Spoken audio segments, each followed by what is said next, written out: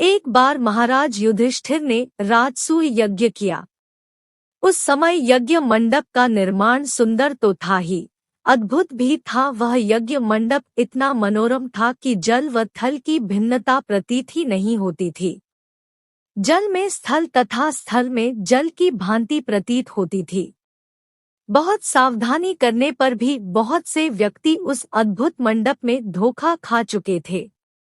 एक बार कहीं से टहलते टहलते दुर्योधन भी उस यज्ञ मंडप में आ गया और एक तालाब को स्थल समझ उसमें गिर गया। द्रौपदी ने यह देखकर अंधों की संतान अंधी कहकर उनका उपहास किया। इससे दुर्योधन चिढ़ गया। यह बात उसके हृदय में बाण समान लगी। उसके मन में द्वेष उत्पन्न हो गया और उसने पांडवों से बदला लेने की ठान ली। उसके मस्तिष्क में उस अपमान का बदला लेने के लिए विचार उपजने लगे। उसने बदला लेने के लिए पांडवों को द्यूत क्रीड़ा में हराकर उस अपमान का बदला लेने की सोची। उसने पांडवों को जुए में पराजित कर दिया। पराजित होने पर प्रतिज्ञानुसार पांडवों को 12 वर्ष के लिए वनवास भोगना पड़ा। वन में रहते हुए पांडव अनेक कष्ट सहते रहे। एक दिन भगवान कृष्ण जब मिलने आए तब युधिष्ठिर ने उनसे अपना दुख कहा और दुख दूर करने का उपाय पूछा। तब श्री कृष्ण ने कहा, हे युधिष्ठिर, तुम विधिपूर्वक अनंत भगवान का व्रत करो, इससे तुम्हारा सारा संकट दूर हो जाएगा और तुम्हारा खोया राज्य पुनः प्राप्त हो जाएगा। प्राचीन काल में सुमंत नाम का एक नेक तपस्वी ब्राह्मण था। उसकी पत्नी का नाम दीक्षा था। उसकी एक परम सुंदरी धर्मपरायण तथा ज्योतिर्मयी कन्या थी, जिसका नाम सुशीला था। सुशीला जब बड़ी हुई तो उसकी माता दीक्षा की मृत्यु हो गई।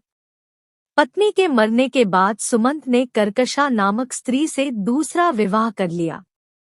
सुशीला का विवाह ब्राह्मण सुमंत ने कौंडिन्य ऋषि के साथ कर दिया। विदाई में कुछ देने की बात पर कर्कशा ने दामाद को कुछ ईंटें और पत्थरों के टुकड़े बांध कर दे दिए। कौंडिन्य ऋषि दुखी हो अपनी पत्नी को लेकर अपने आश्रम की ओर चल दिए, परंतु रास्ते में ही रात हो गई। वे नदी तट पर संध्या करने लगे। सुशीला ने देखा वहां पर बहुत सी स्त्रियां सुंदर वस्त्र धारण कर किसी देवता की पूजा पर रही थी। सुशीला के पूछने पर उन्होंने विधिपूर्वक अनंत व्रत की महत्ता बताई। सुशीला ने वही उस व्रत का अनुष्ठान किया और 14 गांठों वाला डोरा हाथ में बांधकर ऋषि कौंडिन्य के पास आ गई। कौंडिन्य ने सुशीला से डोरे के बारे में पूछा तो उसने सारी बात बता दी। उन्होंने डोरे को तोड़कर अग्नि में डाल दिया। इससे भगवान अनंत जी का अपमान हुआ। परिणामत ऋषि कौंडिन्य दुखी रहने लगे। उनकी सारी संपत्ति नष्ट हो गई। इस दरिद्रता का उन्होंने अपनी पत्नी से कारण पूछा तो सुशीला ने अनंत भगवान का डोरा जलाने की बात कही। पश्चाताप करते हुए ऋषि कौंडिन्य अनंत डोरे की प्राप्ति के लिए वन में चले गए। वन में कई दिनों तक भटकते भटकते निराश होकर एक दिन भूमि पर गिर पड़े। तब अनंत भगवान प्रकट होकर बोले, हे कौंडिन्य, तुमने मेरा तिरस्कार किया था, उसी से तुम्हें इतना कष्ट भोगना पड़ा। तुम दुखी हुए, अब तुमने पश्चाताप किया है। मैं तुमसे प्रसन्न हूँ।